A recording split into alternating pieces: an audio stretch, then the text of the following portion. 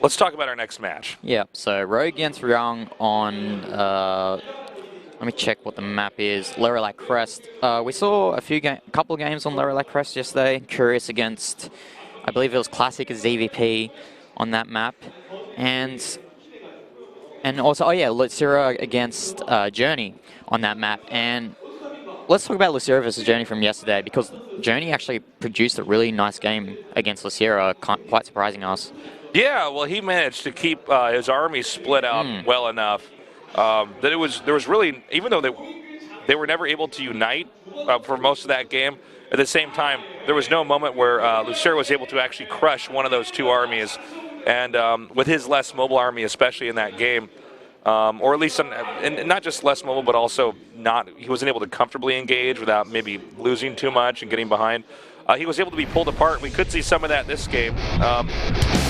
This is going to be interesting. Now, Ryung is, as you can see from these stats here, not very much Pro League experience. Yes, he's played a lot for GSTL with Axiom. Back in the day.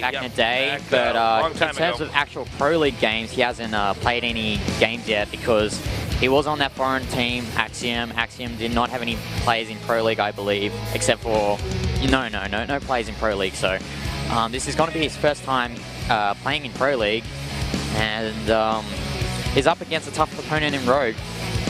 I think Rogue's got this. Let's see, though. Rogue, he's just very overall strong right now. And I love this this Pentagon here right now.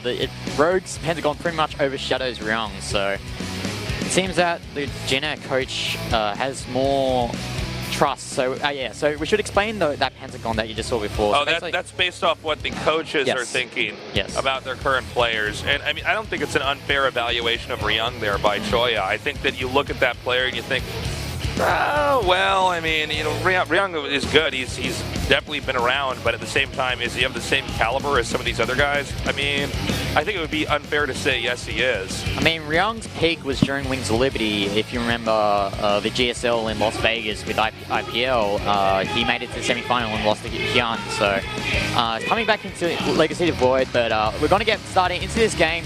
Rogue against Ryung here on Lerilak Crest.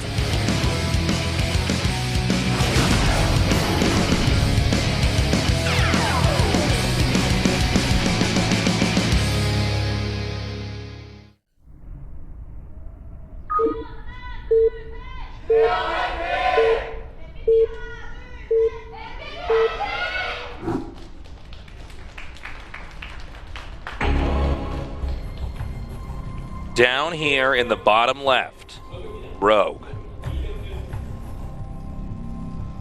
His opponent in the upper right, Ryung.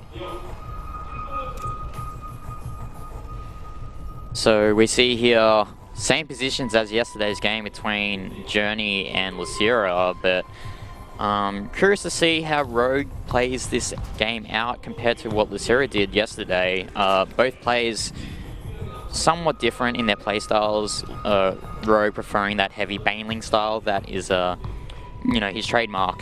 Ryung, solid player, nothing really flashy though that he does. Yeah, we just got to see how this game goes. Time will tell.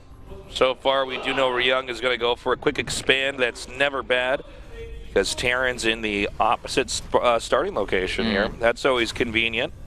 Over here for Terran, it looks like we should have Reapers coming out here. Yep, as we see Rogue just powering those drones actually, not opting for a spawning pool just yet. And as I say that, just gets his spawning pool, so no surprises here from both players, as Ryung getting that gas. We'll see him get that Reaper, and most likely going to get that Command Center after at his front base. So I got a question for you. How old are you, by the way? I am 23. You're 23. I'm 31. I'm an old man. My knees hurt. But I have a question for you as a youngin'. I was wondering, what was the first StarCraft match you ever saw? Not in person. I'm talking about just online. Because you've been following StarCraft for quite some time now. I think my first match was probably Boxer versus Joyo on Paradox. That amazing game where... Boxer versus who? Joyo. the Protoss player on Paradox. How do you spell that? Joyo. Oh, yeah, okay. Yeah. I'm pretty sure you remember that game. Everyone here in Korea remembers that game if they watched it. It was crazy. Go YouTube that game, by the way, if you haven't seen it before. And was that what got you into it? Yeah. And how did you find out about StarCraft? Because back then it was quite an obscure thing. Was it through a friend or what? My brothers used to play StarCraft, and then I got into playing on a private server, actually, AUS1, or OZ1, as would say it. And from there, people just... I love how they use the pillar to hide. Oh, that Zergling nearly kills that Reaper. But back to what I was saying, I played on a private server a lot. I used to play a lot of use map setting matches. And you were one of those guys. Yeah, I was one of the guys. You were playing the tower defense and all that. Yep, and I also love to play BGH and Fasters as well. But a friend of mine there introduced me to Team Liquid, and I found out that people play games in Korea on TV, and I was like, holy crap, that's amazing. And then from there, I just kept following the scene, and here I am now casting the most prestigious team league in the world. Pretty cool, man. Yeah, I got into StarCraft back when there was not even replays. It was back when there was something called battle reports, where people would someone would observe a game by actually having to put it into 3 players. Then both players would ally the player that was Terran. The Terran would lift off his command center, go to the corner of the map, and both players would give him vision. And I would read. They're still up there somewhere on the internet, but I would read people discussing what they saw with screenshots and this and that. So I mean, way long ago, but I've been in love with it ever since. As we get back into this game, Ryung getting that Reaper out. He hasn't died yet though, so he's going to keep scouting. Sees that the 3rd base of Rogue is... Ooh, that Reaper actually sneaking into the base. Not sure how much he saw there. Yeah, it is going to be, with the roaches coming up here, it looks like he might go for a little bit of aggression, unless he just stops making roaches pretty quickly, and he's just using this to try to be a deterrent for the Hellions that are coming out now. As you see with the command center being built already from Ryung. As he also has that medevac with those Widow Mines, we'll see how much pressure he does with these Hellions that he has out on the map already. We have Burrow coming up here. That's pretty interesting. He might be using that to try to spy on what his opponent's doing. If he's going to try to float to a 3rd or anything, he might be able to put a Ling under there. And it can even just come in handy for surprising your opponent. And we have some Ravengers already starting. Quick Ravengers here, 3 of them. No surprises there from Rogue. And what I'm loving about Rogue's play so far is that, unlike Lacera from the previous day against Journey, he's really adamant getting that creep out. As we see Widowmine here being dropped by Ryung, looks like that Queen is going to tank that damage from that Widowmine. Oh my god, nice I love that he gets those Ravagers just for that purpose, because not only is it going to be handy against Widowmines, it's going to be good against Liberators to try to siege up outside of his bases. For sure. As a few Ravagers are out for Rogue, just waddling around the map. Looks like Rogue is just content on getting that 3rd base up, getting that saturated, getting that creep spread out. I don't know if that's a term for it, but we also see Liberator here just camping behind in that air area where those Ravagers can't hit it right now. I guess he's going to keep that, try and multitask Rogue here with this Hellion drop and deploying that Liberator with this drop. Okay, so he's got the Hellions dropped out here. Here comes the Liberator. Now, it looks like he's ready. Check this out. This is so smart. I love it. Oh, wow. Ryung's ready. Good reaction timing by Ryung. But no, immediately. Yeah, Rogue sniffing that out. Yeah, it's actually really hard. Rogue and Ryung, they sound quite similar, so. Yeah, they don't, these 2 names together don't quite roll off the tongue. Yeah. But good control there by Ryung. He does manage to pack his bags and head out here. Stim is nearing completion, which is the moment that Terran can actually bring his main core army out on the map and not simply rely on drops here and there. As we see here, Ryung actually picking off these rock tower, but these Zerglings actually coming into the main expansion here. You know what? There's just too many Lings right here. Too many Lings here. And where's these Hellions that he was using before? Oh, it doesn't actually get that supply depot up. So these Zerglings are actually going to snipe this tech lab, and this combat shield is going to go down. No combat shields for now. Oh, he might be able to save it in time. Good repair. He does manage to save it. But those Hellions that he tried to bring back, actually getting sniped out by those Zerglings. So I think there's a chance that he might attack in again here in a second. He's going to have 1-1 attack. Rogue is, and he reduced the Marine count by a good amount. He might try hitting the 3rd in a little bit here. And what I love about getting those Marines is that we didn't see previous game between Lucera and Journey, the creep spread, you can see already now that Rogue has gone in that creep to the mid-center of the map. It means he has map control. It means he has more flexibility about the way that he's going to approach the incoming army of Ryung. Rogue's in a really good spot right now. He is. He's making a few more lings here. We see the Queens. By the way, creep spread, we haven't even really touched on this, on how phenomenally good it is. He's basically got a fourth of the map covered in creep, maybe even just a little bit more than that. And I don't think he's going to be stopped anytime soon.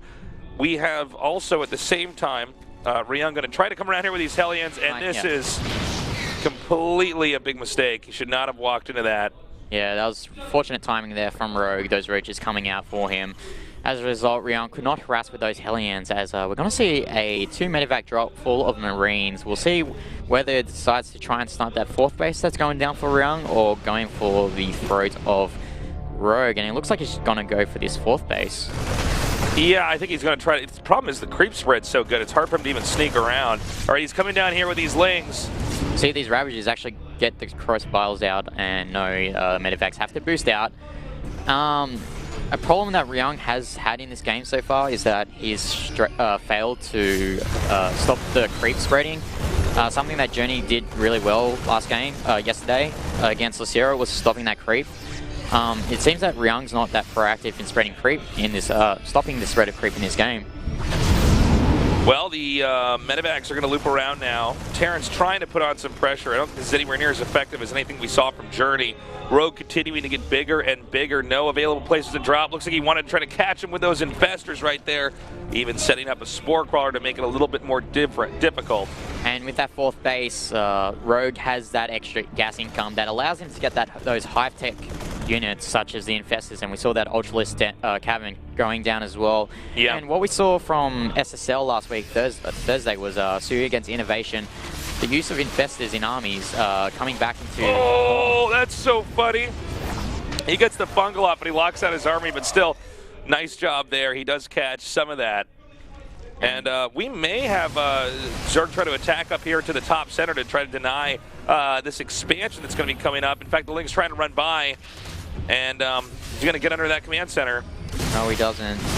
Looks like he has to run back here, as at the moment, Roche is jockeying around his 4th base right now. I guess he just wants to keep that 4th base alive. Oh, nice Widowmine hits there on some of the units, but they'll mostly take another hit as well, but looks like these Ravagers and the Corrosive Files are going to take out that Widowmine, as we see a drop here at the 2nd base of Rogue. Good fungals here. That's going to take out that medevac. The Lings will clean up the rest. Zerg still pressing forward. Looks like he's very interested in trying to hit this top center expansion, but the army here for Zerg is just too sparse.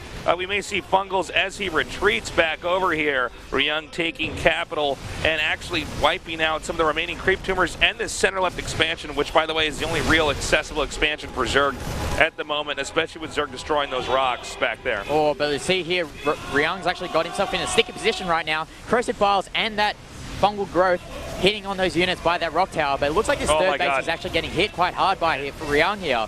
Rogue's going to lose that 3rd base. He's going to come in now. There are Liberators here. More Lings are spilling in. Zerg needs to take this army out. The control here pretty good. No more fungals left on this army as he's coming forward, but Ultra's coming from behind, doing a lot of damage. By the way, over here at the top, the Lings have denied the 4th base for Terran. Yeah, really lucky there from Rogue getting those Ultralists out. If those Ultralists did not come out, there was no way he was going to mop up that army of Ryung. But the thing is, Ryung is struggling to take that 4th base, and you have to remember that the main base is nearly mined out for Ryung. His expansion, his first one, nearly mined out as well. He really needs to take this base and defend this position. Usually with the builds they've done in this game especially, the main and the expansion mine out at almost the same time. So there becomes a point immediately in the game that Terran is on one base for a while if they don't get a 4th up. And that's when it gets pretty scary, because Terran can only barely support everything that they're producing out of once that occurs. And it seems like Rogue is favoring to expand towards the left. He has no interest in taking that bottom right area, because he did destroy that rock tower, sealing that entrance way to that theoretical 5th base. As we see these Ultras trying to chip away that expansion, but that is a planetary fortress, so it doesn't seem that he's going to be able to do that much damage to it at the moment. Yeah, he's got to be careful. You really don't want Ultras just with a few roaches. You need to have Ultras paired up with Zerglings. They don't do much of anything unless they have the Lings there to help surround, because the Ultras can be out microed for days by infantry. It's pretty easy. As we see here, Ryung trying to drop at that base, but well, that Medivac actually has quite low HP at the moment. As we see another drop here on the minimap at the bottom right, we'll see how much damage this does to the 4th base of Rogue. So he's going to drop down here, and it looks like Zerg is actually setting everything at him, trying to push this back off. And another push coming down here in the center. Now the big question is this enough for Terran right now? This is a pretty sophisticated composition right now for Zerg, and I'm not sure if Terran's going to be okay handling it. The Widowmines are going to go ahead and burrow, though. As we see those Widowmines burrow, it's nice punk growth there from Rogue. Combined with that corrosive biles of the Ravagers, those units get wiped out really quickly. Ryung here trying to kite these Ultralisks, and these Ultralisks aren't getting doing that much damage. This is what I was talking about why you need to have Lings with the Ultralisks. I mean, they just keep kiting and kiting and kiting and kiting and kiting until eventually Zerg has to run for it. And the fact that they're faster with Stim means that they can actually be hunted down. And when you're losing those Ultras, I mean, you're losing a lot of important gas, you know, that you spent. So, I don't know, man. I mean, I feel like Rogue could win this if he just plays clean, if he just plays smart. There's just one base up here for the top center for Terran. It's not that well defended. He just has to engage properly. Rogue definitely overextended there when he moved past the creep trying to chase that army of Ryung, but this game is quite still in balance for both players. I mean, you need to Ryung needs to just hold on till he gets maxed out again, gets that 12 o'clock expansion resecured. With those SCVs, get a bit of a saturation there as... Ooh, actually, Rogue, nice move here. Trying to get to this 3rd base of Ryung, and these Zerglings are doing a lot of damage, and I'm not sure about the SCV count right now. 62 for Ryung. We'll see how he saturates that 12 o'clock base. All right, so we have a few small drops over here, and you can always do this if Zerg doesn't get a Spire and isn't making any Mutalisks. I mean, you're still able to move freely around the map and try to harass. By the way, Terran now trying to take his own 5th base, which would be in the center right here. This may be the moment that puts Ryung out of position enough to where it's possible then for Rogue to just jump on top of him. Oh, that was sick. Oh, so many ghosts here from Ryung. This was quite a surprise for Rogue, I bet. And did you know Ryung in Korean means ghost? I did not know that. That's cool. How fitting. So we see a lot of ghosts here from Ryung, as these ghosts here are going to get surrounded by the Zerglings, but I really love this composition here from Ryung with all these ghosts. The ghosts are really good against those Ultralisks. Okay, so he's picked up again. The Ling harass, by the way, is quite good. I like that he's even burrowing half of them, because there's a chance that Terran's so preoccupied holding off all these different attacks and dropping at the same time that he might not notice that. Oh man, right now, I gotta say, it seems like Ryung is feeding a little bit into his opponent. The difficulty right now for Ryung is that he's going to have to be able to rotate back and forth between the top base and the center right base. Moving by ground and pushing into the Zerg's area is going to be pretty difficult, if not impossible. For sure. Most of the damage that Ryung needs to do right now, considering that he has to defend both the 12 o'clock and that 3 o'clock expansions, is through medevac drops. And if Rogue catches on these medevac drops, it's going to be really hard for him to do damage. But as we see, these Zergling run-bys are doing so much damage for Rogue here. Okay, he's going to keep pushing down now. And it looks like he really wants to try to engage over here. He's got this army of ghosts behind the rocks. So that's a little bit annoying right now for the Zerg, although I don't think, until he destroys that, there's really not much he can do to stop this. Zerg may sack bottom position, or he may try to just hit this army head on. We see here in the composition of Rogue's army is a lot of Banelings. And we'll see how those Banelings do against this army. Is a lot of hits on the Marines there. Fungal growth as well. Those medevacs can't move back. Oh my God, he just completely destroys him. GG. A game that ends in the 3 seconds back there. Rogue Hulk smashing Ryung. I think Ryung did a good job hanging on, but I'll tell you what, man. Rogue knew how to get to the end game. Those Banelings were really, really cool, and that might have swung the favor of that battle in favor of Rogue, and really Rogue actually, Ryung rather, excuse me, actually playing quite solidly that game. It's just that Rogue was the better player. And are we 2-0 on our predictions? Yes, we are. Damn, we are good. All right. Well, so far, so good. Unless you're an MVP fan. Yeah. Or an MVP player. Yes. So our next match will be Creator against Departure. We could see a 3-0 here. We just have to wait and see how things go. Yeah, we'll just have to wait it out, man. We're going to have a short break coming up here, guys. Tell everybody to join in. The Pro League was delayed slightly, and then we got it up this week.